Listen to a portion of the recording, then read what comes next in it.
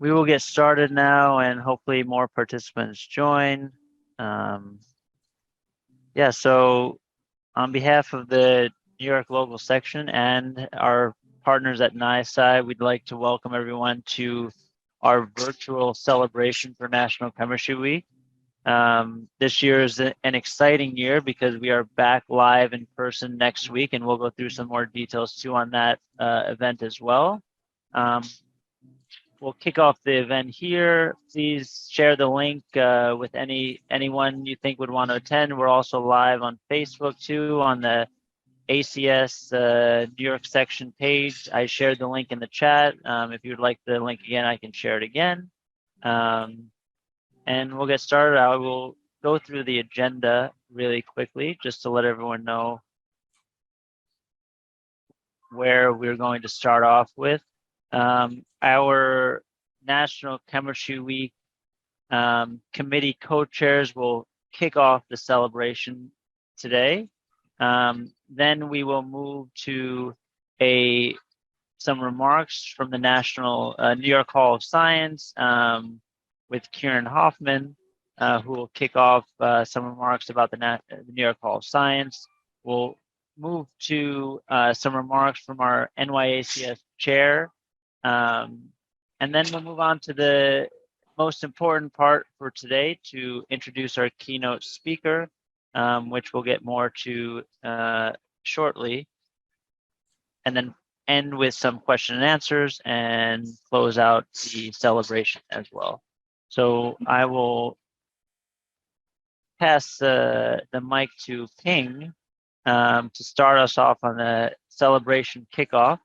As we get more people to join, we'll get this exciting celebration kickoff going today. Thank you, Joe. And thank you all. First of all, I wanted to thank Catherine, the New York ACS board members, volunteers, and the National Chemistry Week, or NCW sponsors, for their strong support and all they're willing to do to allow our NCW program to thrive and succeed year after year, even during the pandemic years when our programs went virtual. I also wanted to thank you all and our guest speakers, Ms. Hoffman of the Hall of Science and Dr. Frey from Cornell University, for taking time from your busy schedule to join us today and help our celebration. I, in particular, would like to take this opportunity to thank Joe and Paul, two very, very talented individuals, for their dedication and the extraordinary leadership that continued our program's tradition of excellence as we transition from in-person to virtual, then back to in-person virtual hybrid platform in the recent 2 years. How I witnessed how they worked long hours into late evenings and through weekends to ensure that the programs were ready and would run smoothly. Thank you, Joe and Paul, for such impressive work. And as Joe mentioned, this year is very special. After being virtual for 2 years, we finally get to be back in person for our popular hands-on demo program next week at the Hall of Science. And we all know Hall of Science is our long-term and ongoing partner and a strong supporter for our program, since we share the same belief. That is, hands-on science is the most effective way for youth to explore, learn, and get excited about science. We are proud to dedicate this year's NCW program to help the Hall of Science celebrate their grand reopening, their resilience and the recovery from the closure due to the pandemic, immediately followed by an extensive Hurricane Ida damage. Today, we wanted to thank Ms. Hoffman, Kiryn, to help us kick off the program. Kiryn represented the Hall of Science at our unveiling of the giant 3D periodic table in 2019 for its display at the museum during the 2019 National Chemistry Week. She is an old friend of the program and a familiar face to many of our volunteers. And we're so happy to see her today after 2 years. And we look forward to working with you, Kiryn, and partnering with the Hold Up Science for many more years to come. So I think now is probably a good time now to shift over to Kiryn too. And I just want to kind of say one thing to add to what you said, Ping. 2019 was the last live celebration that we had at the New York Hall of Science. It was probably the biggest one that we have ever done as a local section in the 20 plus years, because we built an entire exhibit there and partnered with you guys to hold that exhibit there for a week. So we want to get back to that. And I think this year we were very adamant on trying to do something live in person this year. So this is exciting, and we'll continue to build this partnership going forward as well. So without actually just one last thing too, just to kick off this year's celebration too. Today is our virtual celebration kickoff. Next weekend on Saturday will be our live celebration at NYSCI, and we'll go into some more detail about that as well too.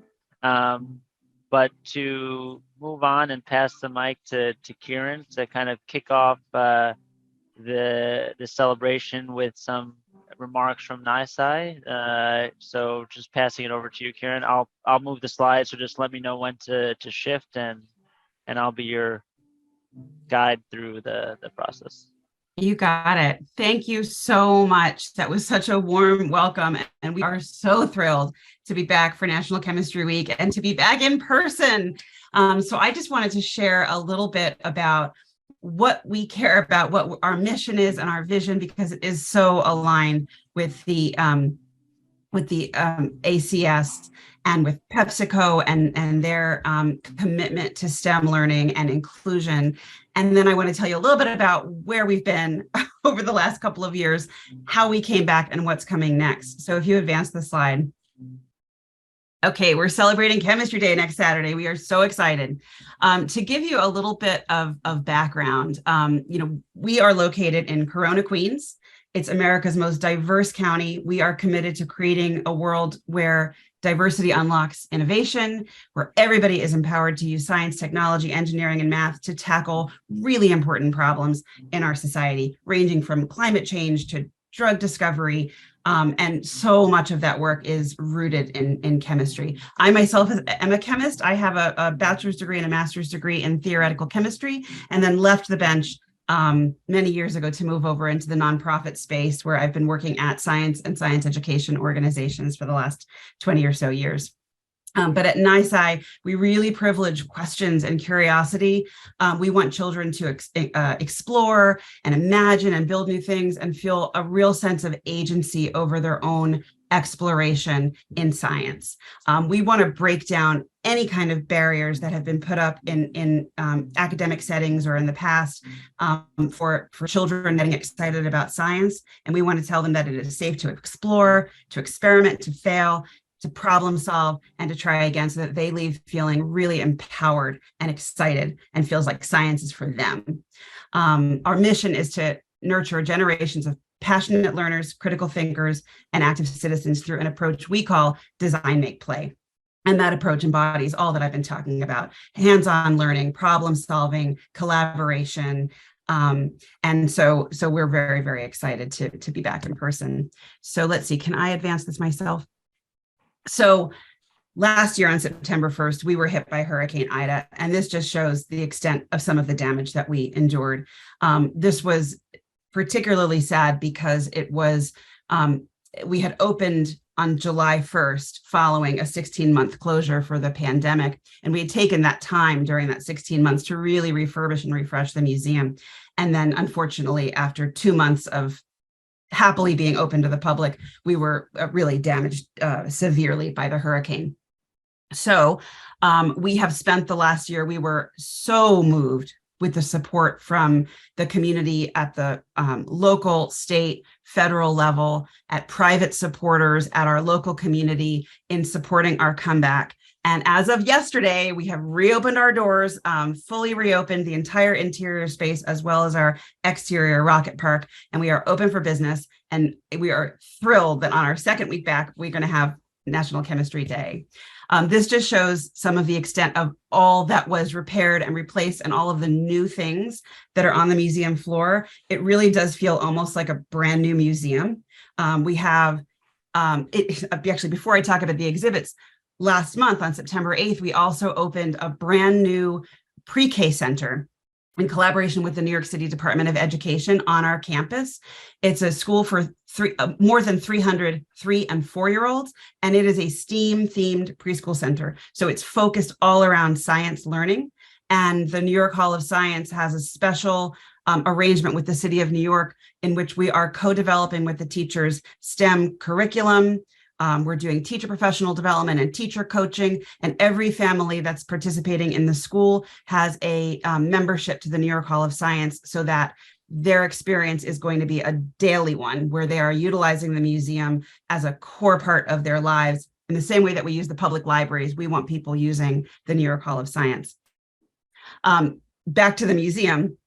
Yesterday, we opened for the first time a brand new exhibit called Powering the City. It's all about energy transformation. There's a lot of chemistry in that, a lot of physics as well, but it's all hands-on experiences to understand how energy is transferred, mechanical, sound, electric. It's really, really fun. So when you're here next week, you will see this for the first time.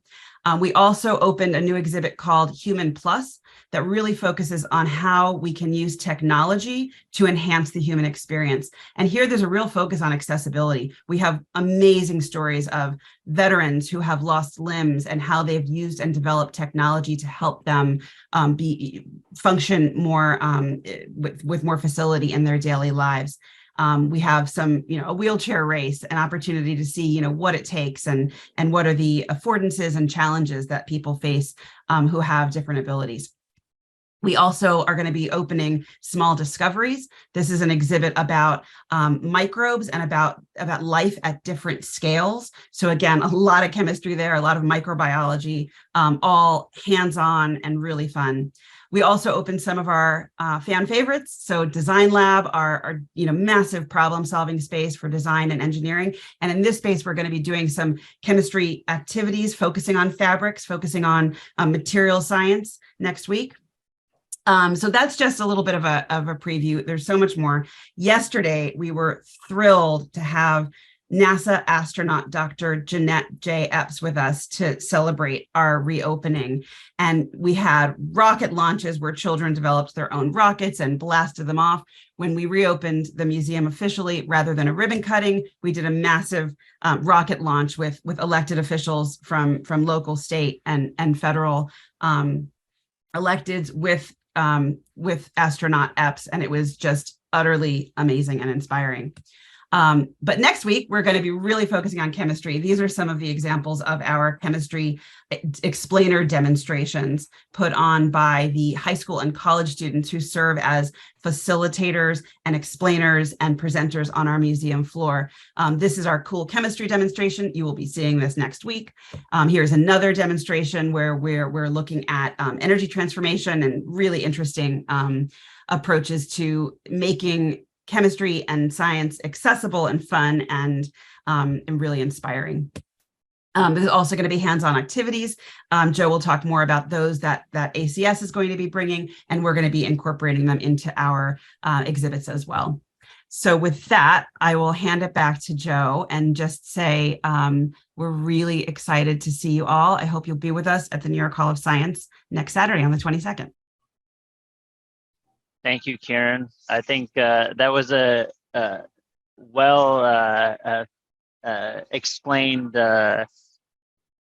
mission of New York Hall of Science that we're very much in the same space with New York ACS as well as Pepsi as well in terms of us having a commitment to STEM. So it was great to see all of the stuff that you guys are doing with your reopening. I saw some videos of it as well, and it looked very exciting yesterday too, and we had Paul there as well to give some information about New York ACS and this event too. So just really excited to see that and to be a part of it and to continue to drive some of this excitement around chemistry and our partnership together. I'm going to shift over some slides. Let me just move past this and shift it over to Kathleen to give some remarks as the chair of New York ACS to kind of bring us through this celebration too. So Kathleen, I'll kick it over to you.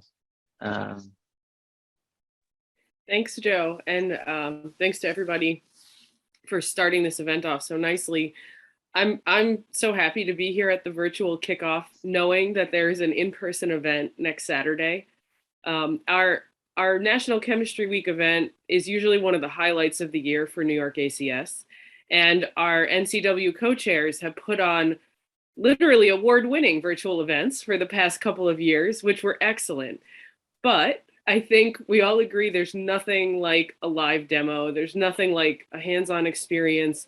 There's nothing like getting back to where chemistry really shines, when we can make something change color, make something happen, see a reaction, feel a texture, smell something, and have a real impactful experience, right?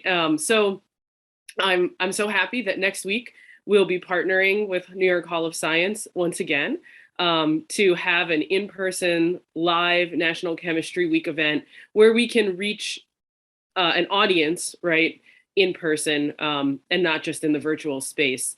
And, a special thanks to New York Hall of Science for all of their ongoing support for National Chemistry Week. As Joe mentioned, right before the pandemic, we worked with them to build an exhibit, and they've been a really wonderful partner for New York ACS for many years. ACS and the New York ACS are committed to improving people's lives through the transforming power of chemistry. That's our mission. And we're also committed to diversity, equity, inclusion, and respect as one of our core values. And events like this virtual kickoff and like the in-person event next week really play an important role in helping us share our excitement for the chemical sciences and help us spread the message that chemistry needs all of us. Research shows more and more that science attitudes and identities start forming when we are very young. And partnering with New York Hall of Science, having an in-person National Chemistry Week event where we can reach a wide audience of children really is important in helping New York ACS and the ACS achieve our goal, right? And help us share chemistry and share those science experiences that at the time when people need it the most, when they're really young, right?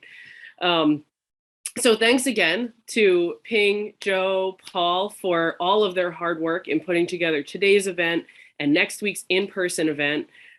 Thanks to New York Hall of Science for all your support, and especially to Professor Frey for joining us today and helping us kick off our National Chemistry Week celebration with something related to this year's theme, Fabulous Fibers, which I think we're all excited to hear.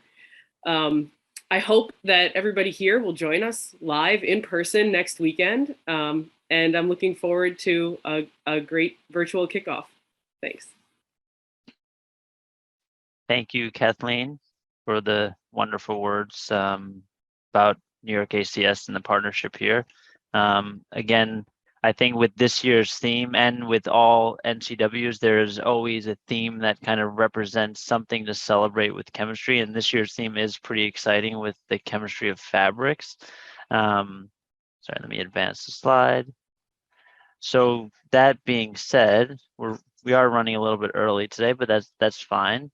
I'd like to, and Ping, you and I can do this together as well to introduce Dr. Frey too. But I think just every theme is exciting when we celebrate, National Chemistry Week, and us being present live in person to do demos that are really kind of bring this theme to life is kind of the mission of ACS and National Chemistry Week.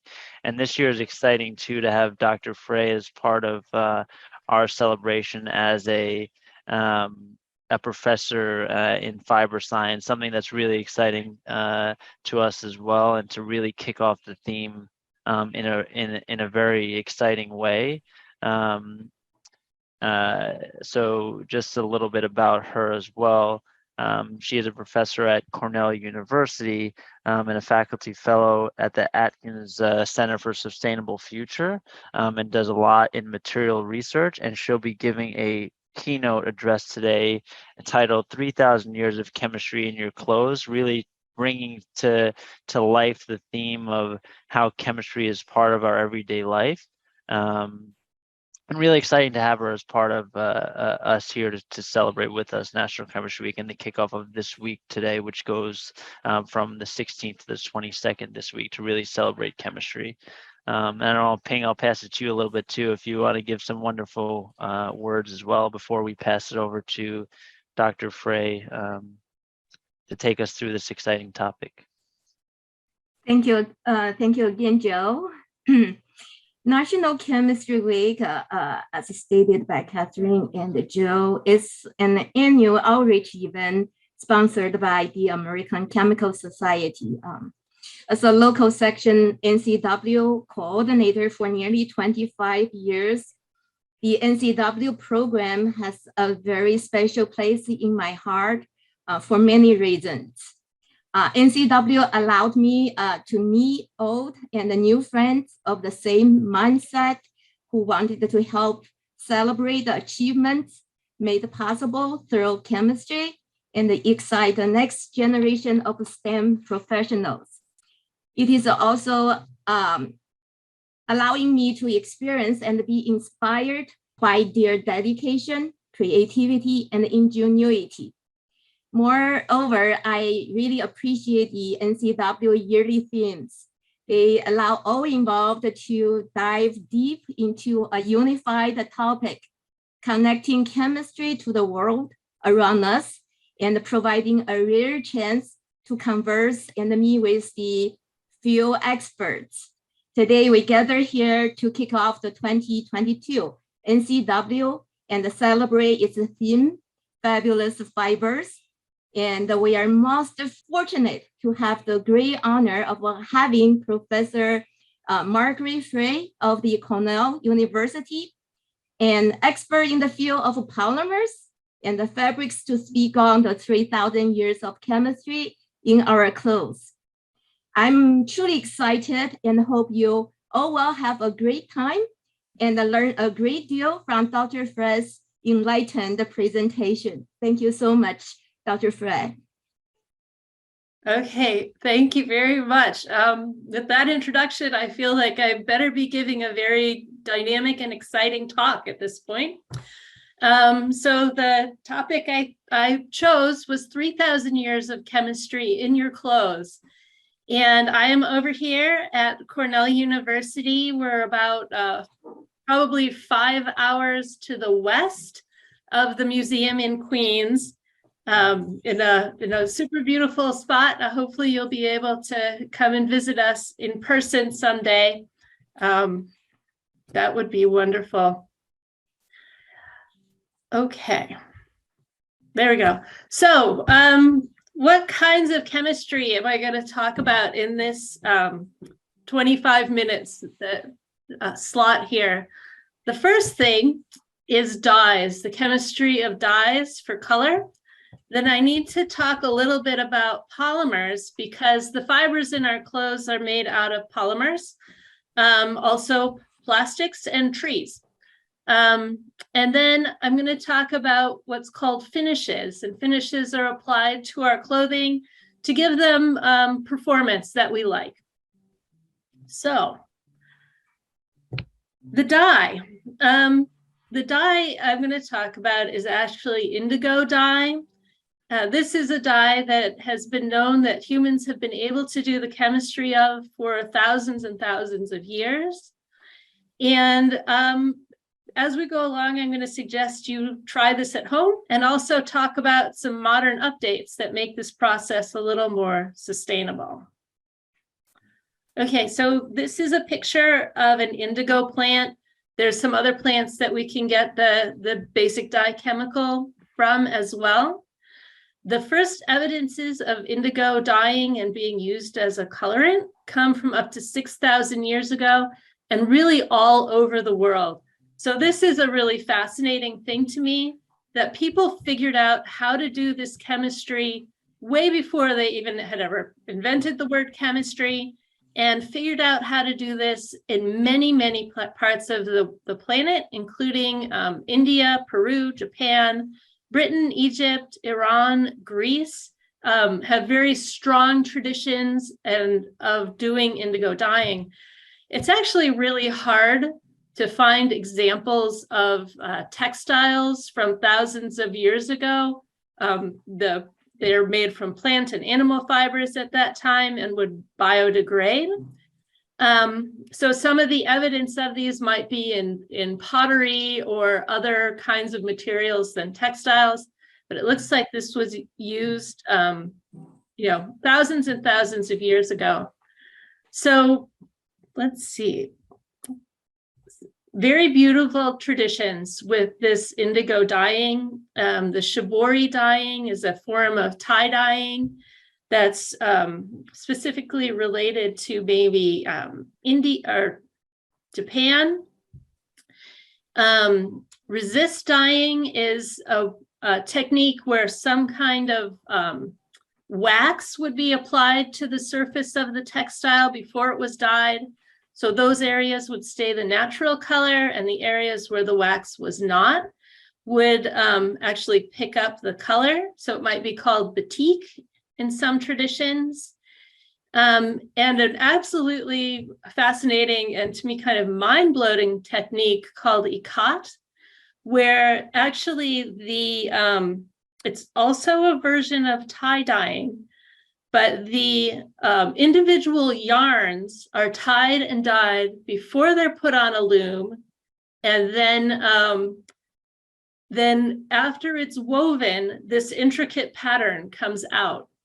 So somehow someone figures out how to dye individual yarns before they actually put it on a weaving loom and then weave it into a fabric with these beautiful patterns on it. So one of the really common articles of clothing that we have probably in our closets today that are dyed with indigo are blue jeans.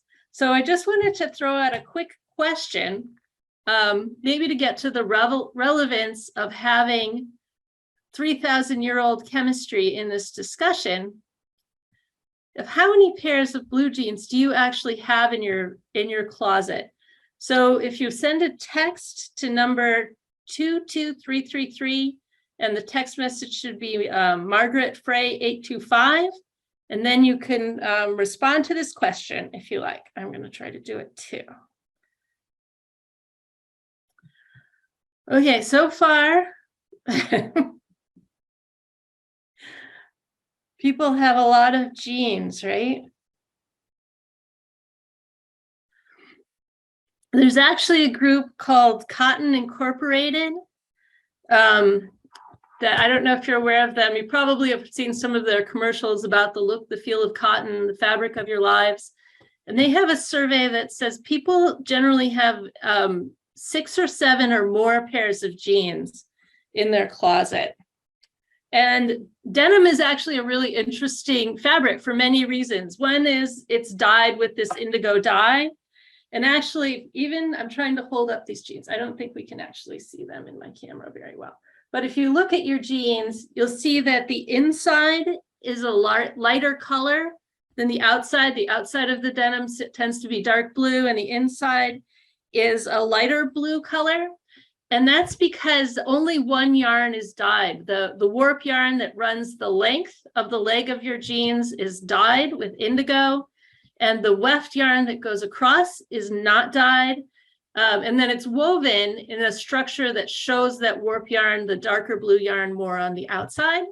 And also, the yarn that's dyed is not dyed all the way through. So if you looked at a cross section of the yarn, the middle of the yarn would be white. And that's why our jeans wear the way they do. As we start rubbing off the surface of that yarn, we start seeing more of that white showing through and get the wear patterns that we associate with denim and with our jeans. And somehow people really like this. Okay, so Nobody has 0 genes that wanted to respond to our survey. Seems like at least we all have at least 3 pairs, and many of us have more. Thank you. Thank you for playing with me with that. Okay. So why is it important to talk about indigo when we talk about chemistry?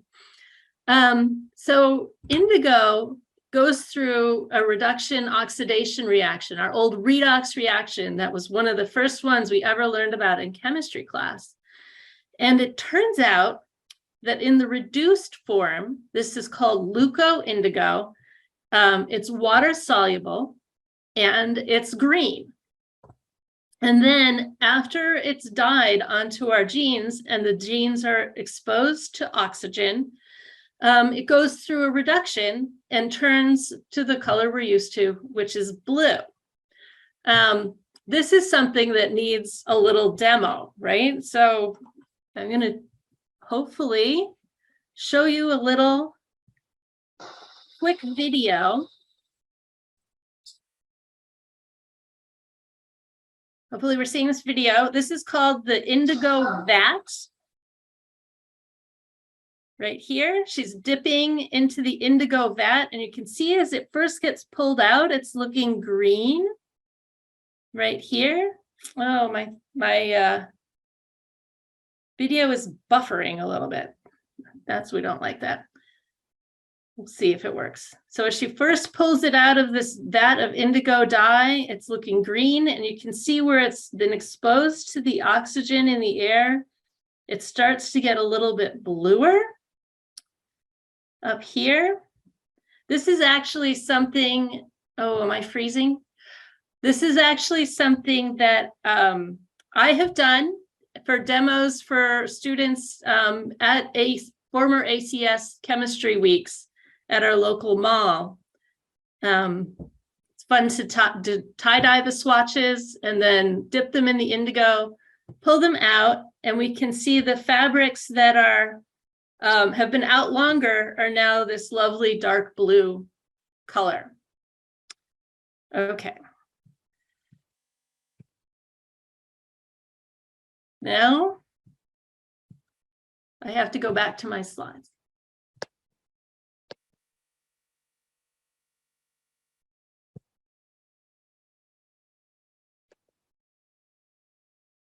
Okay. Yeah, so some really great chemistry. People somehow figured out how to do this in really kind of prehistoric times, how to reduce this indigo, get it to solubilize, dye their fabrics with it, and go through the oxidation process. And it's important that it's no longer soluble once it's reduced and we have our blue color, because then we want to throw it in our washing machine, right? And we don't want it to bleed out and color all of our other clothes blue. Okay, so I would really like to suggest that this is something great to try at home. If you're a dyeing purist, you would make your indigo vat on your own, but you can also easily buy a kit to do this and get a big bucket from your local hardware store. And this is just some of the examples of dyeing with indigo that that's on this kit, that comes with this kit. It's a great thing to be doing around Halloween time, because you can really kind of feel like, you know, the witch with your big vat of brew there, and you're pulling things out that are green and then they turn blue. I highly recommend it. Indigo will dye any natural fiber. So it will dye cotton, linen, it will dye rayon, it will dye wool, and it will also dye your hair. Okay, so indigo dyeing traditionally in industry has used a lot of water. To do this process, the yarns, the warp yarns are dipped into a trough of indigo dye. They're pulled up very high on it's called skying, on a roller to expose it to the oxygen and get it to turn green, to turn from green to blue. And actually that's repeated to get darker and darker shades of indigo on our jeans. And one of the issues with dyes and wastewater is if any of the dye is going out with your wastewater during production, it's really easy to tell, right? So there may be occasions where chemicals are getting into wastewater, but doesn't change the color. We don't really get a smell, so we don't know about it. But if it's dye, you know, and I've heard people say they know what color is going to be in fashion in the next season just by looking at river effluents in some of the places where this dyeing is done. So water is a precious resource, and we don't want to pollute it in this way. So about 3 years ago, and actually this project was initially funded by Walmart, a new process was developed using foam instead of a water bath to apply indigo. And this was commercialized and now is used by a lot of denim manufacturers. Some of the manufacturers claim that this reduces their water use by 100%. I'm not sure I completely buy 100%, but the process significantly reduces water use and uses dye more efficiently. And it's also just kind of amazing because if we think of this dye changes to its insoluble form on exposure to oxygen, and now we're going to put it into foam. And foam, most of the foams I've handled have been bubbled up or foamed up with oxygen. So one of the tricks to this process is that they need to do it all in nitrogen and make sure that indigo dye is in the foam, but not able to change to its reduced form because it's surrounded by nitrogen rather than oxygen. Okay, so if we stick with thinking about our jeans, the main fiber that's used to make our jeans is cotton. And cotton is made of this polymer. It's a 95% cellulose. So most of the fibers we use are made from polymers, whether they're natural or manufactured polymers. And cellulose is a really important polymer for a few reasons. One is its repeat unit. This is the repeat unit in here. So you can think of a polymer as kind of a very long molecule that's a string of beads. And each of the beads, in the case of cellulose, is this anhydroglucose unit right here. Glucose, we know, is sugar, right? And sugar dissolves in water. However, and another polymer that's made out of glucose starting units also dissolves in water. That's called starch. But this cellulose does not dissolve in water. And I actually know professors whose entire career has been made of figuring out why cellulose doesn't dissolve in water. But it is the structural matter of all plants. So we're glad it doesn't dissolve in water. Our trees don't dissolve in water. And we have cotton to make our textiles out of. This N down here, it's a little small, tells us how many times this unit is repeated to make our polymer. And that's going to be thousands of times to make a long linear chain of cellulose as a polymer that moves, gathers together to make a fiber. And then those fibers are twisted together to make a yarn, which eventually makes up our textiles. Other polymers that are in our clothing that you've probably heard of are polyester, nylon, which is a polyamide, and polypropylene, less in our clothes, but in our reusable shopping bags, we get a lot of that. Okay. Come on, you. Oh my goodness. Oh, I have another question for you. This is about complete this sentence. I like clothes that have stains on them, get wrinkled easily or don't have stains or wrinkles. And why am I asking you this? Silly question. Because this is why we do finishing on clothing.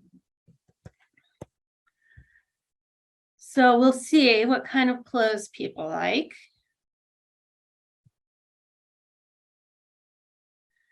Yeah, most people like clothes that don't have stains or wrinkles. And maybe you don't really associate cotton fabrics with having stains or wrinkles. If you had worn cotton fabrics in the early 1970s, maybe mid 1970s or before, you might have spent a lot of time ironing and had a lot of tricks for getting stains out of your clothing. But now we don't really think about our clothes staining or wrinkling that much. And that really is because of chemistry. And again, thank you for playing along with me with these questions. So what we do to textiles to improve their performance is called finishing. And there's a lot of different kinds of finishes, but I'm just going to talk quickly about a couple of them. One is called a durable press finish, which basically means that your clothes won't wrinkle or won't wrinkle as much. And another is a stain repellent finish. And then I also with these need to talk again about environmental challenges and possibilities. There we go. Okay, so durable press, wrinkle resistant finishes for cotton. Almost all cotton fabrics sold in the US will have some kind of treatment like this to increase what we call their dimensional stability. So keep them in the shape we originally bought them in and prevent them from wrinkling.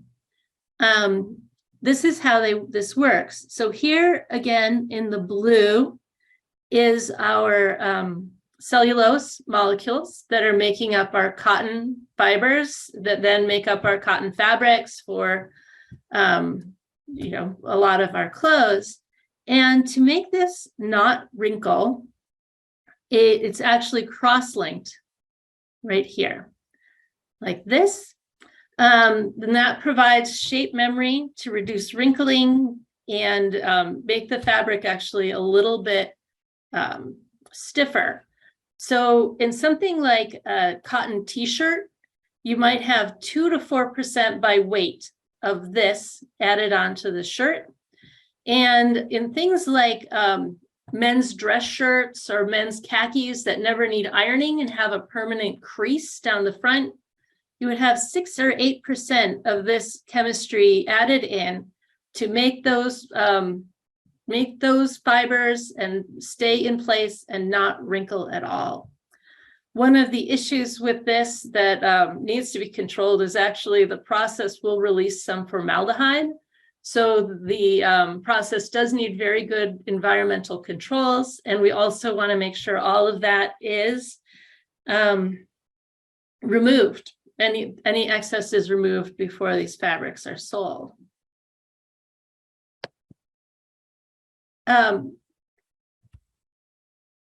Perhaps a more remarkable chemistry is this stain-resistant finishes for cotton. Cotton is very absorbent. It's absorbent for both aqueous materials and also oily materials. And to make it not quite so absorbent and have it actually repel some stains, the best material for that performance is perfluoroalkanes or similar chemicals, fluorochemicals bonded to the cotton. This is similar to the Teflon that used to be used in nonstick pans. So hopefully some hairs on the back of some of your heads are going up. But this also needs a little demonstration. So let's see if this is going to work. I have to get to my other.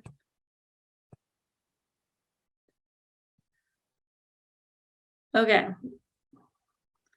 This is a video from a company called Lab Fresh that advertises that their clothing is incredibly durable because it's so stain repellent. And you see they've got one stain repellent shirt and one without the stain repellent on it next to each other, and are showing that we just show that part again. Yeah, so the one that's regular gets the stain all over it, and the one that's stain repellent, everything just rolls right off. This is another thing that it is currently, I'm trying to make my slideshow come back up. Here it is. Currently really difficult to buy certain articles of clothing that don't have this kind of finish on them.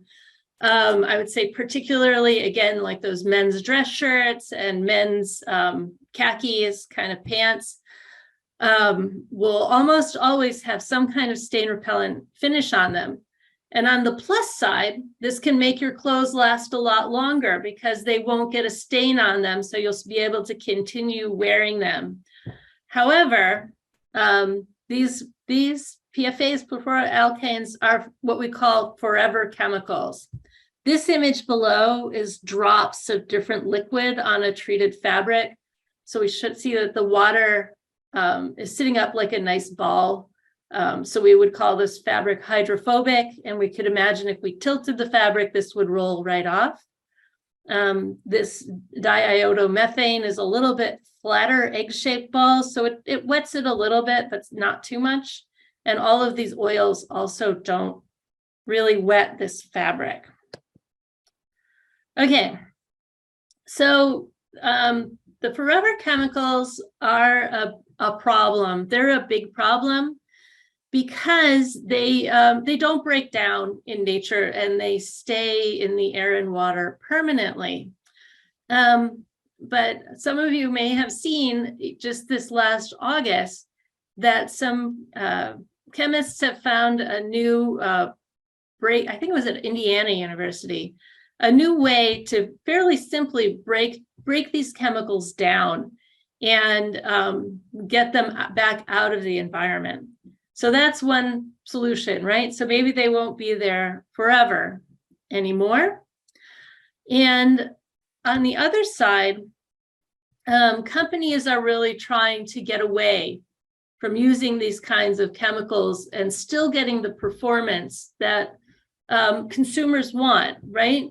So if you had the opportunity to buy a shirt and it said, well, we don't have any of these forever chemicals on our shirt, but the shirt was going to stain, you may be like, well, I don't want that shirt anyway.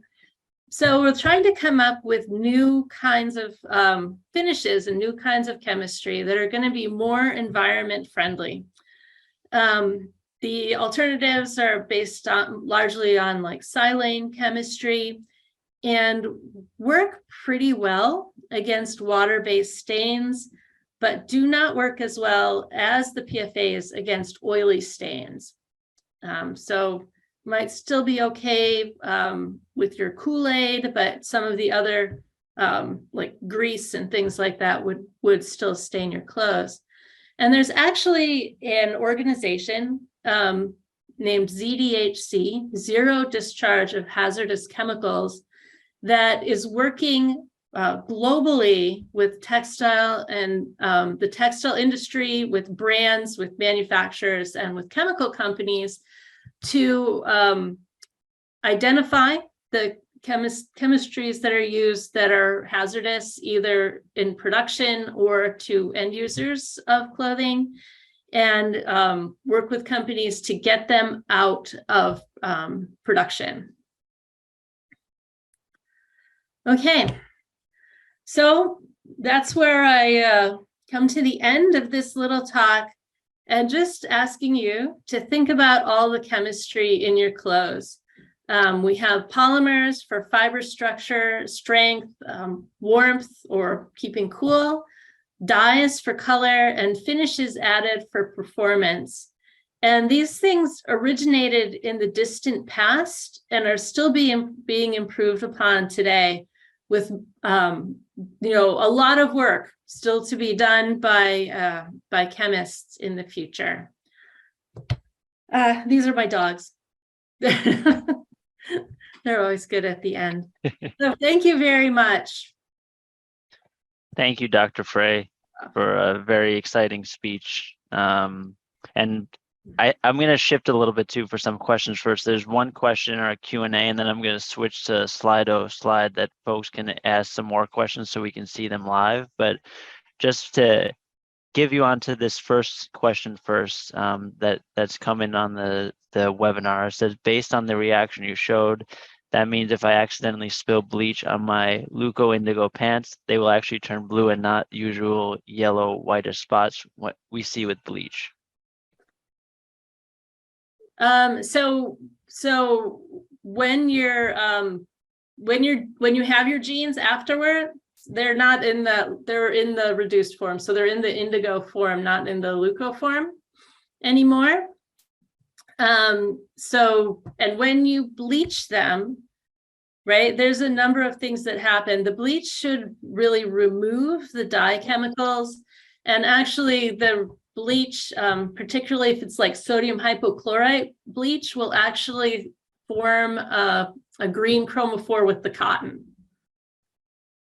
So anytime you're walking around, you don't have that Luco indigo anymore. As soon as it's exposed to air, it turns blue and it goes to the reduced form. And what the bleach is going to do is actually remove the dye and decolorize the dye chemicals, and then actually form a chromophore with the cotton. Does that answer the question? If you use too much, you can be careful with it. The peroxide bleaches are better to avoid that yellowing, greening kind of thing. Perfect. Thank you, Dr. Frey. So I've just shared either a QR code, or you can join at slido.com with this code to put your questions live. So for those of you who are on this webinar or live on Facebook, feel free to add some questions here live for Dr. Frey to answer. And then also if there's any additional question related to National Chemistry Week or next week's celebration, happy to have them all come up here. So please add the question. There's another one in here too, also in the webinar.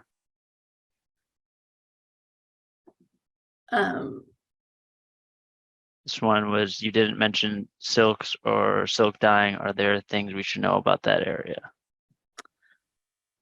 So silk actually will dye with the indigo as well, and some of the fine shiboris and things like this are silks.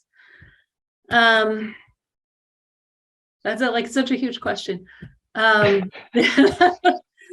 What do you know about dyeing silk? So silk sometimes needs to be handled a little bit more carefully. It's actually a very strong fiber, but it's generally made into somewhat more delicate fabrics than a denim. And I feel like I just can't. I don't know where to begin on that question. Yeah, silk is wonderful to work with. It has wonderful hand and qualities. You can dye it with indigo, and it's dyed with other dyes for other colors as well. And a lot of what you're going to do may depend on what fabric structure you have with the silks and how much you can handle that fabric without damaging it.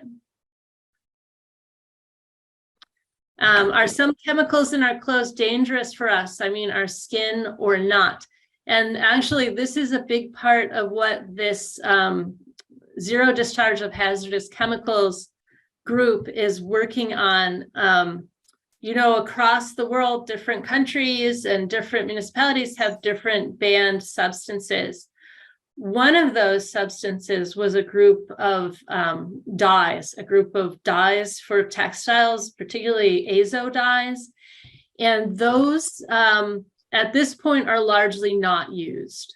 So any clothing that you're gonna, buy from a brand, from a marketer, is not going to incorporate those azo dyes. And part of the challenge was that, of course, those dyes that were hazardous for us made wonderful colors, and a lot of chemistry went into figuring out how to achieve similar colors without using things that are hazardous for our skin. Another area is if we want to go back to the jeans again, jeans will have often like metal buttons on them, and depending on how those were, how the chroming of those processes were sometimes would cause skin irritation. But another group called the Ellen MacArthur Foundation launched a challenge called Jeans Redesign to really try to take a lot of the waste and hazardous chemicals specifically out of jeans. And a lot of places where you would buy jeans, ranging from Levi's to H&M, participated in this study. And one of the areas they worked on was both reducing the number of like the rivets. The rivets don't really have any functional purpose for us anymore. That would be in the pockets of jeans. And also making sure any of the metal components were made as safely as possible, and removing any hazardous chemicals from those parts. So at this point, right, unless you have a specific sensitivity or skin allergy, there should not be hazardous chemicals in our clothes. One great example was an excellent way to get green in the clothes at the turn of the last century was to use arsenic. And so a lot of women's clothing would just contain a lot of arsenic and actually be really hazardous. That arsenic, people didn't really wash their clothes that much, in the late 1800s. But that arsenic could also bleed out into water or into sweat, and so actually be consumed by their bodies as well. But we don't dye any clothes with arsenic anymore. So there is some good news, I suppose. Here's one other question now on the Slido. And again, if anyone else has questions, please feel free to join this QR code and add questions here too. Suppose you do indigo dyeing with kids, what would be the best way to prevent staining items or getting indigo stains out? And what is a safe eco way for disposal? Yeah, so you definitely want gloves, right? So you want everyone to wear gloves so they don't come out with blue hands.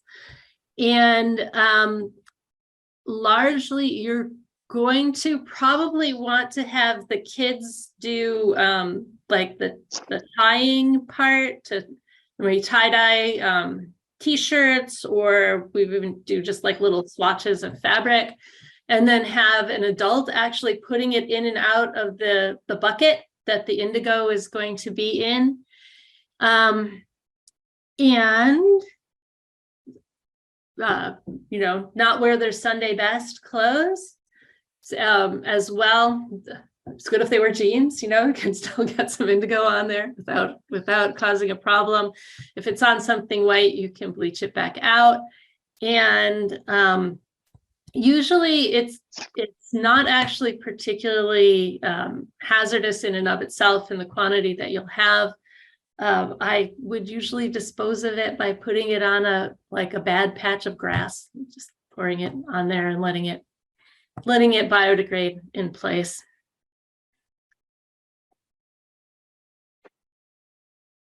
Okay, I don't see any more questions. We still have a little bit of time. If anyone has any questions, please feel free to add them here. I will say that I've done the indigo dyeing with groups and with kids and at our local mall. The other thing I've done is the stain repellent thing, getting some fabrics with and without stain repellent and letting kids stain them. So dump Kool-Aid and ketchup and stuff like that on them and show that they can just roll it off or easily rinse it off, the stain repellent one and not the other one. That's really fun.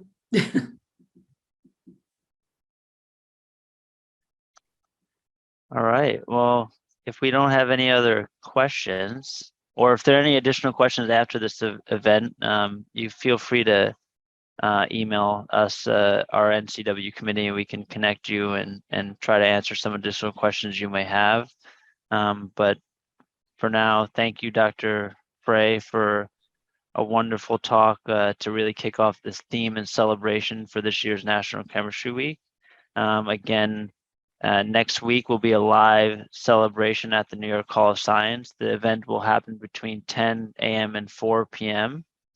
Live with us partnering with a number of organizations and universities to have live demos from universities, and also PepsiCo will be there as well for some live fun activities as well as partnering with NYSCI for some fun activities too. So please spread the word on that as well. If you want any additional information, we can share the registration link with everyone to register. If you are a member of ACS, the entrance to the New York Hall of Science is free the day of the event too. So we'll be excited to have you all there. And again, thank you, Dr. Frey, for being here with us to kick off the celebration. I know, Ping, I may give it to you for some closing remarks because you are so good at this. I'll let you close it out as our resident National Chemistry Week coordinator and extraordinaire as well. Thank you, Joe. I just wanted to thank Dr. Frey again for such an amazing presentation. Thank you for showing us how chemistry knowledge, especially the proper and the smart use of it, has been important in helping us make better, more colorful, comfortable, including wrinkle and stain resisting clothes. Clothes is definitely a very important part of our lives, for sure. And talking about learning something new, and I find it very interesting that the introduction of a small degree of cross-links to the cellular polymer chains provided this memory resilience to reduce the wrinkling. I find it very fascinating. That little application of chemistry allows us to achieve that end property, very important end property, wrinkle-free. Also, thank you for showing us your current efforts that focus on not only to achieve the benefits chemistry offers to our clothes, but also how doing so without compromising our environment. Thank you for sharing your expertise once again and for helping make our event very, very special this year. And of course, thank you to everyone for a great day today. And we look forward to seeing you all next Saturday in person at the Hall of Science. Catherine, do you want to add anything to it? Joe? No, just thank you. Thank you for a really fascinating talk. And hopefully we'll see everybody next Saturday.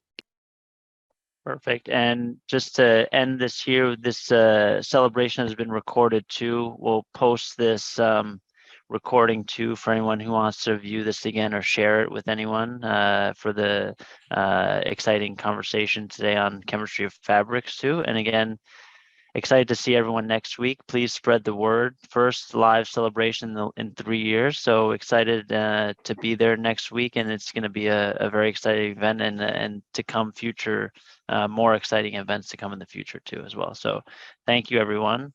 And again, if there's any additional questions or information, feel free to reach out to Ping or myself for any information regarding National Chemistry Week too. So happy National Chemistry Week. First day is today. So celebrate and spread the word to celebrate chemistry with everyone, your friends and family. Thank you, everyone.